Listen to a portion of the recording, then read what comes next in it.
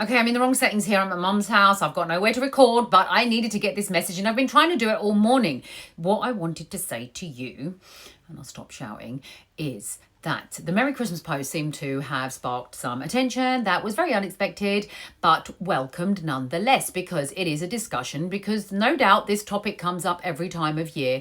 And me being on the journey that I am, a very interesting time for me to bring it up and my experiences, because I was born and raised in England as a second generation. I have third generation and fourth generations now in my family as well, all born, raised in the UK. And we have been surrounded by Christmas and our fellows throughout that time. So journeying through my life, being what I consider myself as a Reva, even though I was born into it, and then getting to where I am now, having done hijrah and promoting it to the other Muslims to go and make life easier for your means of worship, and Malaysia being my choice, quite reactively was impressed with the decor that I saw in Malaysia, and also the openness of, can't say it's integration, but of other religions, right? So when you go to Malaysia, you see it all. And nobody says anything to anyone. They can't live and let live. And that's the feeling that I have. But this Merry Christmas seems to be a spark. And I didn't think it was going to be such a huge spark. But usual algorithms, you start a topic and all of a sudden you see loads of other posts that relate to the same thing. I'm going to slow myself down because I think I'm talking too fast. Anyway, I've made some notes because Ali Dawa made some very valid points. My nephew, who I talked to, who is currently Hafiz and he's studying Alim, we had a little debate and we talked about it as well. And then friends who gave me something, because I like to think for myself. And, you know, you don't know that something's going to be a topic until you release it. And then when you release it, in comes either a tsunami or something less. Anyhow, in this case, we had responses from some people and also some Muslims, as well as non-Muslims, as well as the ones that aren't as polite, and then the ones that are polite. And then you got the ones that are living it and having Christmas dinner and Christmas trees and all of that lot, that are not just commenting, but posting, right? So let's talk about this, shall we? So the first thing I wanted to say, and I've made some notes because I haven't rehearsed this in any way, and I thought it's best if I do.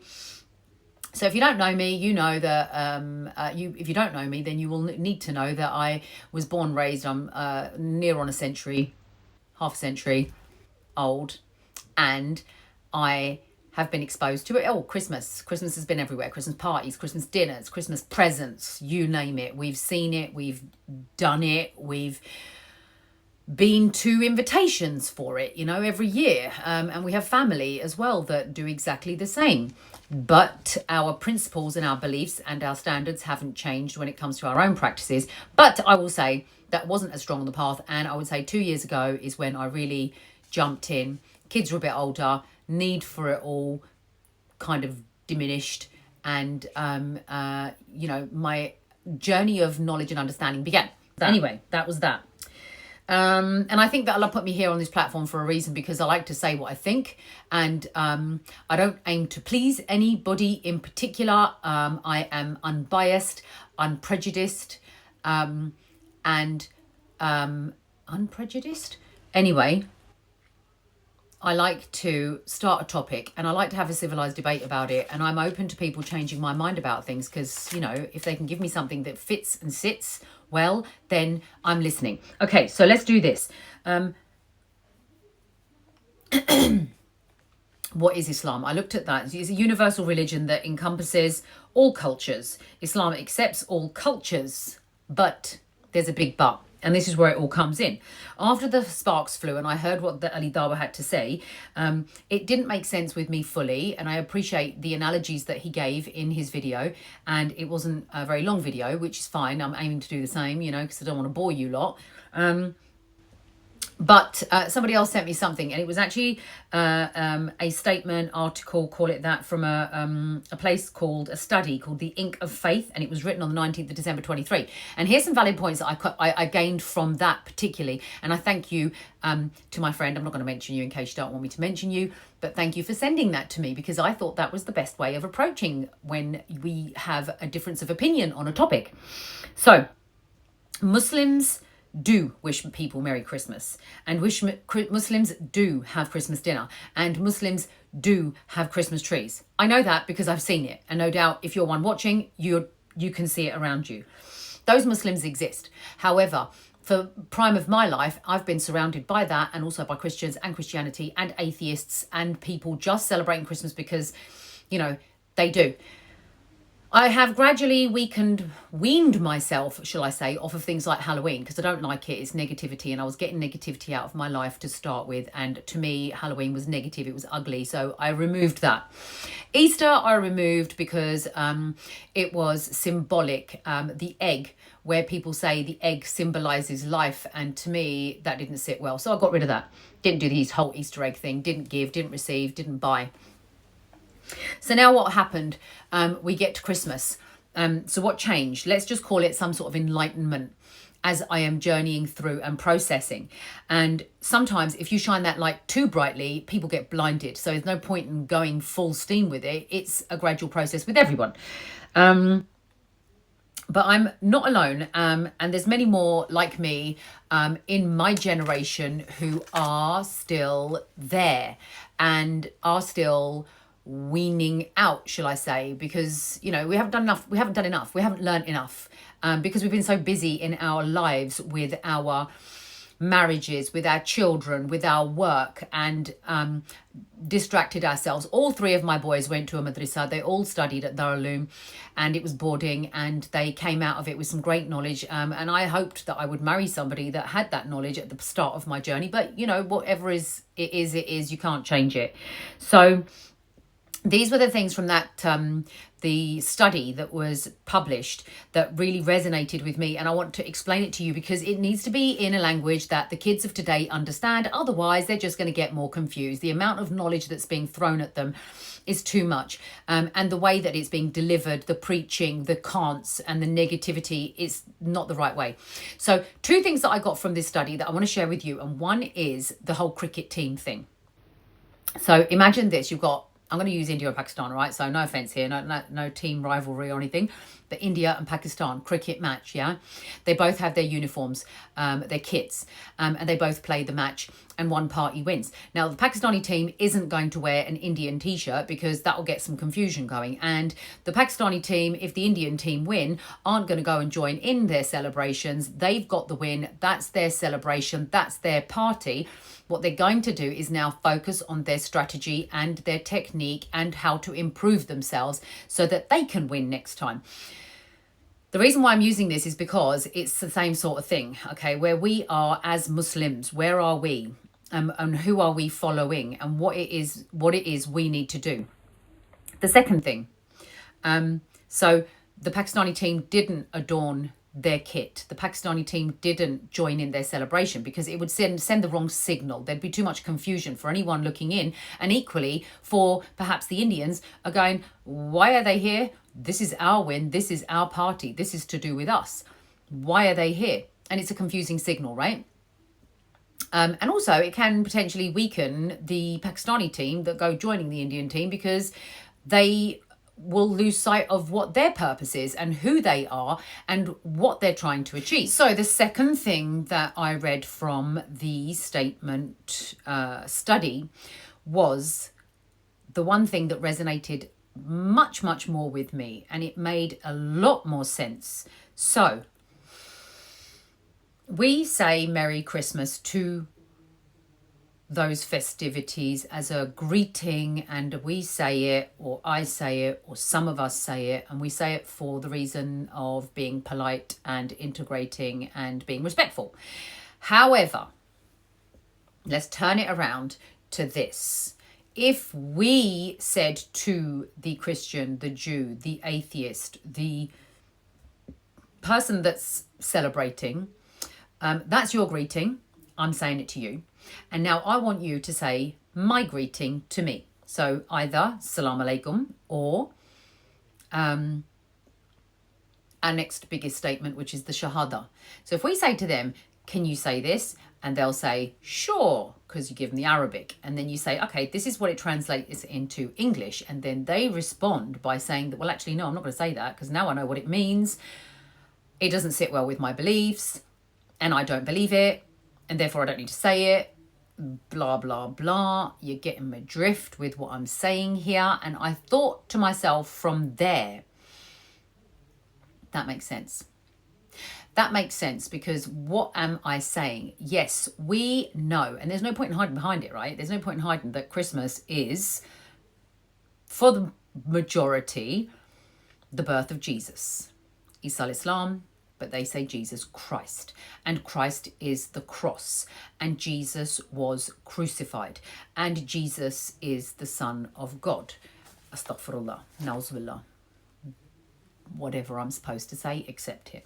So we don't believe that. And I know that. And I believe that that didn't happen.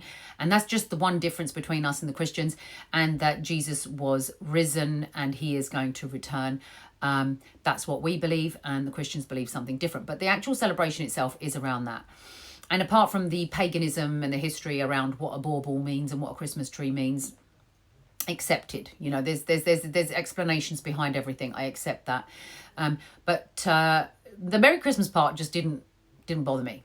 Having Christmas dinner didn't bother me. Having it on Christmas Day didn't bother me. Why should it bother me?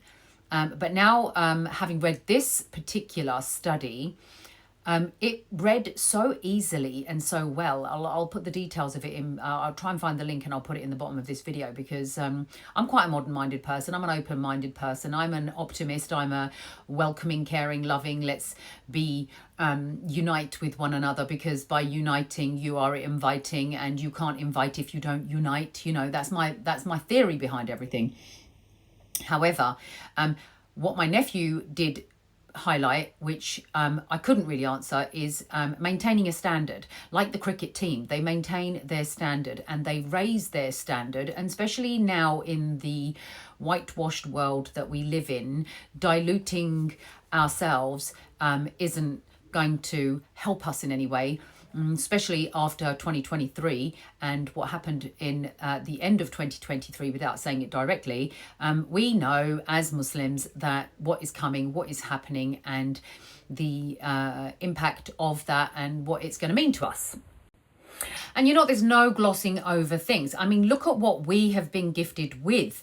We have got, let's take it from the months, right? And our calendars vary from everybody else's calendar, but we're living in the dunya the way that dunya has followed. And if you're not living in a Muslim country, and if you do know, I've aimed at and still in the process of doing hijrah and living in Malaysia because I want my worshipping to be easier, and I'm opening myself up to more time because time means you have the ability to learn and spend it wisely on the things that will help you. So let's just look at the easy side of Islam and what we actually have got on a monthly basis. No, let's look at this yearly. We get 2 Eids, right? So we've got our celebrations, we've got our party, we've got our gathering, we've got our feast. And then on a weekly basis, we have Jummah. At Jummah, Malaysia, beautifully done. Gathering, food, and the worshipping is phenomenal. And I've always tried to do my best to attend a Jummah wherever I can because I want to get that closeness to Islam and to Allah subhanahu wa ta'ala. Then what you've got is you've got your daily salahs as well. Allah gave us salah, said pray, connect with me. And we get the bounty of being able to eat whatever we want, whenever we want. So we have all of it. Why do we need to have it from elsewhere? And I also almost forgot, what about Ramadan? The best Ramadan that I've had was in Malaysia, and we did our worshipping, we did our fasting, we had our feasting. So in that month you had the gathering, the feasting. So we've got 30 days of it there as well. Bless, you know, every other culture. They've only got culture or religion, let's say. They don't have half as many of the celebrations and gatherings that we get. We are bombarded and blessed with it if we can see. Okay, the other thing that we have got is a brotherhood and a sisterhood. The first thing I noted when I started to wear hijab was the sisterhood. All of a sudden, I'm in a completely different world. I'm not in that dunya. I can't see that anymore. I see something else. So they're blessings in their entirety. So let's just unwind that. What did I write down?